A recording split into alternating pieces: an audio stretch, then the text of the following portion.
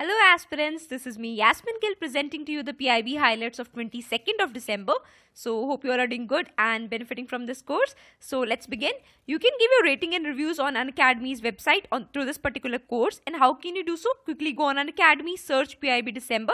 Under it, once you open the respective course, in the course under reviews section, you can write a review as well as give star ratings. So let's start with today's snippets. See, this is year is ending, and so thereby there's lot of pre-specific information, right? So there'll be small snippets just like yesterday. So beginning with society and related issues, we have random collections. We did yesterday that there's a Northeast Institute of Ayurveda and Homeopathy coming up at Shillong, right? So a noteworthy point here is that this is the second such Ayurvedic college which is combined with homeopathy in the Northeast region and the only central academic institute of Ayush till now. Next. Swachh Bharat Abhiyan's efforts. So these are various, I would say, very innovative sort of efforts. So firstly, there's a Google toilet locator. So obviously partnered with Google, and this has been launched in various of North India cities. So you need not remember all the cities, just do remember it's towards Northern India. Also, the program has been extended to Bhopal as well as Indore. That is the Google toilet locator.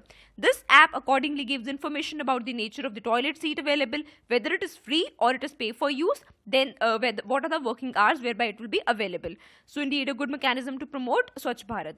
Other than that, you need to remember that who is the coordinating ministry for it. It is Ministry of Urban Development. So do remember Swachh Bharat Abhiyan Grameen is handled by Ministry of Drinking Water and Sanitation, whereby Swachh Bharat Mission or Swachh Bharat Abhiyan Urban is handled by Ministry of Urban Development. And therefore this particular initiative which is launched in cities, this is by Ministry of Urban Development with partnership of Google. Next. Other such Bharat efforts include various such efforts by New Delhi particularly. So New Delhi Municipal Council had come up with a PPP model for smart toilets. So this smart toilets involve recycling of water, energy efficiency, LED bulbs, etc. So this is what comprises smart toilet. It is eco-friendly. Other than that, we have reverse vendor machine. So this is indeed a very good concept. So what will happen is when a plastic bottle is dropped into this particular machine, that is reverse vendor machine, it will give you a credit of 1 rupee. So that's a good way of actually doing away with the litter of plastic bottles. And this is launched by again Delhi NDMC, that is New Delhi Municipal Corporation Council. Then we have three states which declared themselves open defecation free: Gujarat, Andhra Pradesh, Sikkim. Other than that, Delhi is one UT which is actually producing today the highest quantity of compost. Plus, New Delhi Municipal Council have also got open defecation free certificate. Next. Now, these are certain issues which are not that relevant with respect to UPSC. They are not going to ask which is the largest circulated daily and all. But yes, this might help you maybe in some other examinations, but this was given on PIB, so it's my job to actually give this information to you so you can go through them. This is very straightforward and very self-explanatory. Next, we have a workshop which is National Workshop on Electronic Governance, Payments and Receipts. So you need to remember here who conducted this workshop. It is MeitY, that is Ministry of Electronics and Information Technology. Next, under Polity and Governance, we have good governance related efforts. So government is to celebrate from 25th December onwards 100 days good governance campaign. Also, Government of India's calendar for 2017 has its theme as Mera Desh Badal Raha Hai, Aage Badh Raha Hai. Also, 25th December is also the birth anniversary of Shri Atal Bihari Vajpayee, our former Prime Minister, and Good Governance Day is also celebrated on the same day. Next, also under good governance, we have a regional conference on innovations in citizen-centric service delivery. Because this is a regional conference, this is held towards the Northwest India in Jaipur, and this is being conducted by a very important department. Now, you need to remember under which ministry that department comes. It is Department of Administrative Reforms and Public Grievances, mainly related with governance-related efforts. So, this comes under Ministry of Personnel. Next. Under economics, we have steps related to pulses. So, we know to boost the supply of pulses in the country, Government of India has for the first time ascertained, that is, it has made sure that whenever the market price would fall below the support price which it has decided, it will for sure procure those pulses by itself on the support price. So, by this, income is ensured for farmers. Other than that, it has also decided to maintain a buffer stock of pulses, plus it has increased the MSP, and along with MSP it will also be declaring additional bonus. Plus, to boost the technology, I would say technology related seeds, we have Pulse Seeds Hub, which have been established in state agriculture universities so that we can develop new varieties of pulses. Other than that, very important point here is that United Nations General Assembly has actually decided to celebrate 2016 as International Pulses Year. So do find out what is 2017 marked for. So General Assembly keeps on marking certain years every particular year. They keep on commemorating it for one or other issue. So do find out what is 2017 for. Next, we have coal related efforts. One is coal allocation monitoring system. So this is an online sort of system which is to check out the allocation for small and medium sector consumers particularly. Then we have Coal Mitra web portal, which we did yesterday also. So this is for promoting efficient usage of coal. So we'll be checking out firstly that which generating stations are using coal efficiently, be they state, be they center, or be they private. Now once recognized, more and more of coal reserves would be diverted to those generating stations. So this will lead to lower generation costs and obviously decreased cost of electricity for consumers like you and me.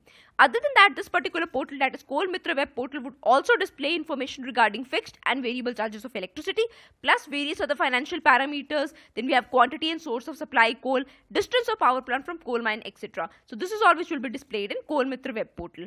Also, Government of India has allowed both public and private to swap coal supplies according to their efficiency among each other.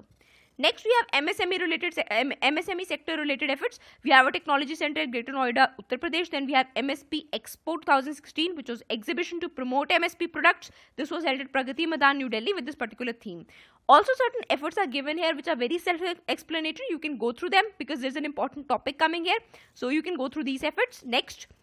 So we have the world's largest charkha unveiled at IGI airport, at Indira Gandhi International Airport at Delhi, and this charkha is to actually promote egalitarian society, that is the Gandhian ideal. Point here to remember is that it is made up from Burma teak wood.